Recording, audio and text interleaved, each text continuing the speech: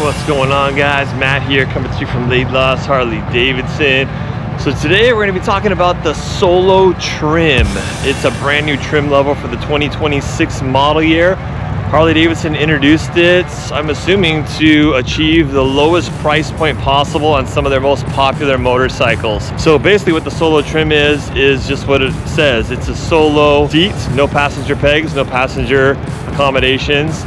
And these bikes are only available in dark billiard gray, which is the base color now. Bikes like the Heritage that this is offered on that typically have like a wheel option, you don't have that option on a Solo trim, so it's the mag wheel. It is offered on 4 bikes this year. You got the Street Bob, the Heritage, the Street Glide, and then the Road Glide was actually just introduced as a Solo trim option just within the last month or so. So you've got those 4 bikes available. Like I said, you can get a really low price point on some of these bikes. So the Street Glide, $24,999. So about 25,000 bucks for a Street Glide. That's a pretty low price point. $25,999 for the Road Glide, so 1,000 bucks more for a Road Glide. So to get into a Road Glide and Street Glide for 26,000 bucks is pretty dang good. So if you're someone that just wants to get into that, big bagger for a low price point, this is going to work for you. And also, if you're someone that is maybe looking for like just a blank slate bike that you're going to build off of it, maybe you're going to paint it or something like that, then this is a good option as well. So let's take a look at the bikes and let's kind of explore if you guys think this is a good idea that Harley-Davidson's doing. Does it appeal to you? I know there's a lot of people out there right now and a lot of criticism around how expensive Harleys have gotten allegedly when, I've said this before, I'll say it again, when you account for inflation, they actually haven't gone up. But, a lot of people are under the impression that Harleys have just gotten really, really expensive. Let me know in the comments. Let me know. Is this something that you feel like is a good solution for, getting into a Harley-Davidson at a reasonable price?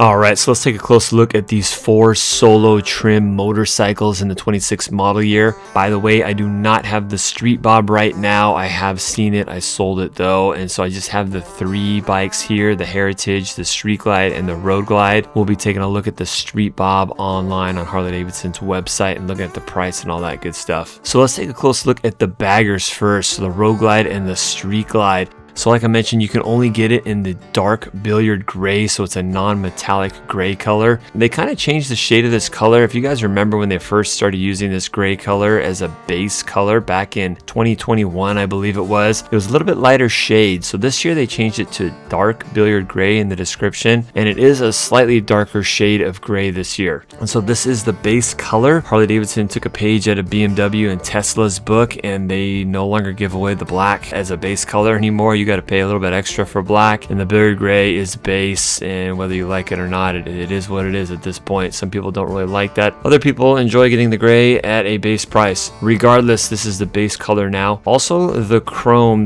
finish is the only engine trim that you can get in the Road Glide and the Street Glide in the Solo trim. So as many of you guys already know, the black trim is about a $1,400 upcharge in the 26 model year. So you do not have that option of getting a Solo bike with black trim. That's been taken away. Now, like I mentioned as well, and as the name suggests, you have a Solo saddle on here. I've ridden just a couple miles on these Solo bikes, and I'm gonna go ahead and just throw this out there that this is not a long distance touring seat at all. I think I made it to the corner before my butt started hurting, so you're probably going to want to change the seat right away. This really is, guys, a bike that you buy with the intent of stripping stuff off or adding stuff onto it. This is just a good base bike. So, a lot of people spend an extra $3,000-$4,000 on a regular Street Glide or Road Glide only to take off, the suspension, the seat, the windshield, and, paint over it and all that stuff. And so it's just kind of a waste of money when you could just be buying the Solo. So that, like I mentioned, is one circumstance in which someone would probably buy a Solo bike here. It still has the 117 cubic inch Milwaukee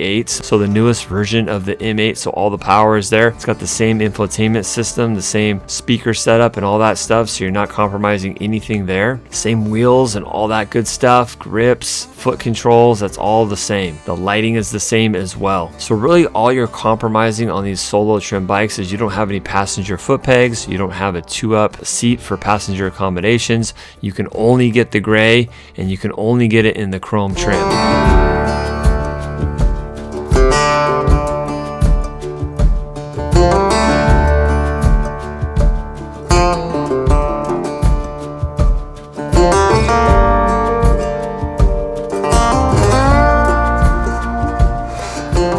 So let's take a close look at the Street Bob first. So here is the Solo Street Bob. MSRP on this is $14,999. And you can see here the Solo, the Chrome Solo. Now if you go to a 2-up seating position, now you increase that by $1,000. So you're now at $15,999. And when you go to a 2-up, that also opens up different available colors as well. So you got vivid black, you got brilliant red, which adds $650, you got olive steel metallic, which adds $650, Aurora blue denim is $650. So the other option you can get on this bike as well is the laced wheel. So what I'm going to do is I'm going to compare the Solo to the most commonly sold configuration on the bike. So the most common configuration on a Street Bob is going to be 2-up seating in vivid black with the laced wheel. So $15.99 plus the $300 for the vivid black plus the $850. So you're looking at $17,149. This is probably the most popular configuration in terms of just sales volume. So if you go the Solo model at $14,999, you're basically saving $2,100 from the most popular configuration. Save about $2,100 if you're going to change the wheels anyways, or maybe you don't even want spoke wheels, lace wheels. You do get the passenger pegs. I think if you're going to do any type of like real riding on this thing with 2 people, you're going to change out the seat anyways. But for $1,000, if I'm going to ride 2 people and I want the passenger pegs, then yeah, I'm going to pay that. Or if you want something other than the billiard gray, then yeah, I'm going to get the 2-up seating and change the color and everything. But if you just want a bare bones Street Bob, then yeah, go the Solo and you're saving about 15% off MSRP, which is not too bad. All right, let's jump over to the Heritage real quick. So the Heritage, you're looking at $19,999. And they call it the Black Solo. The engine trim kind of changed last year. It's kind of this combination of chrome and black. The exhaust system is black, the forks are black. So it's kind of a combination of black and chrome. Now, if you want to go to the 2-up situation, now you're adding $2,000.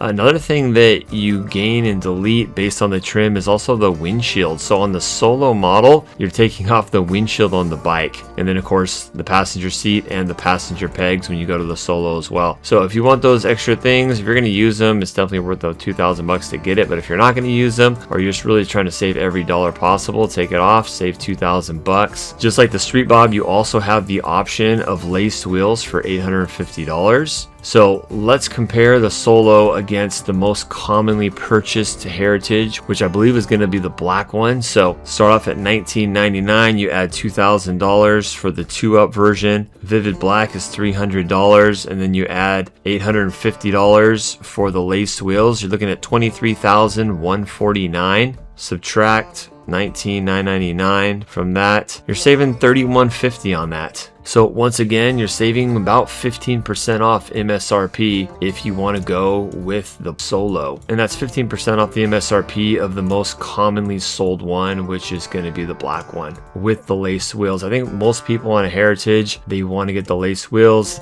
At least that's, the sales data at our dealership. It could be different at other dealerships, but the Heritage, there's just something about lace wheels with the Heritage, right? All right, so let's look at the Street Glide now. So MSRP $24,999 on this thing. You add the 2-up, you're adding $2,000. You can see here that 2-up seat goes on there and the pegs go on there as well. And that also unlocks additional colors on here as well. The other trim is the black 2-up, so that's $3,400 on top of what the Solo would cost, and so it's just an additional $1,400 on top of the regular 2-up. So the 2-up plus the black, you're paying an extra $1,400 for the black. So once again, let's analyze the numbers. We're going to compare a chrome Solo to the most commonly sold color combination on a Street Glide. That's going to be black trim with vivid black paint right here. So we're going to be comparing the black on black Street Glide to a Solo. So we're going to take the base MSRP of $24,999, add $2,000 for the 2-up, and then $1,400 for the black trim, and then $500 for the vivid black paint. You're looking at $28,899 for the most commonly sold Street Glide. Take away $24,999, you're looking at $3,900. So you're saving $3,900 off the MSRP of the most commonly sold Street Glide. So once again, you're saving 15% off the MSRP of the most popular Street Glide model. Now, I think a lot of people are going to shy away from the Solo, Street Glide, and Road Glide just because they want the blacked out engine trim. The blacked out engine trim is by far the more popular of the two choices, although chrome is kind of having its reinsurgence right now. Chrome is coming back, right? So there's still a lot of guys out there that want chrome, and depending on your ultimate bike build and your vision, you know, chrome could be the direction you're going. So save a little bit of money by going with chrome. All right, let's go over and take a look at the Road Glide now. So the Road Glide is $1,000 more than the Street Glide this year. It seems like Harley-Davidson's always kind of playing around with the pricing a little bit, but they are pricing the Road Glide above the Street Glide in the 26 model year. So starting MSRP of $25,999 for the Solo here. So let's take a look again at what kind of savings we can get when we compare it to the best-selling Road Glide, which is a black-on-black Road Glide once again. And this is sales data at our dealership. It could be different at other dealerships across the country. So MSRP on this bike, you're looking at $25,999 plus the $2,000 for the 2-up seating, plus $1,400 for the black trim, plus $500 for the Vivid Black. So you're looking at $29,899 minus $25,999, which is the MSRP of the Solo. You're saving $3,900. And you look at that as a percentage savings, and once again, it's about 15%. So basically, you're saving 15% off the most commonly sold versions of all these bikes. I guess you could argue that if you're comparing it against the 2-up seating billiard gray with chrome, the percentage of discount is going to be a little bit less. You know, maybe you're looking at that point, you're looking at like 12% savings or something like that. But the majority of these bikes that are sold at our dealership anyways are black with black trim. So it's pretty safe to say that if you want to go the Solo route, you're saving 15% off MSRP on these things. Anyways, guys, that's about it. Let me know what you guys think in the comments section. I'm curious to get your guys' input on if you feel like this is a good trim level, if you think this is a good idea for Harley-Davidson to do this to lower the price point on some of these most commonly purchased motorcycles. Is this an attractive price point, or do the prices still need to be lower before a bike like this becomes attractive? Or do you personally feel like just spend the extra money and get the color you want and the trim you want and the wheels you want? Let me know what you guys' thoughts are. Thanks a lot for watching, guys, and we will see you on the next one. Later.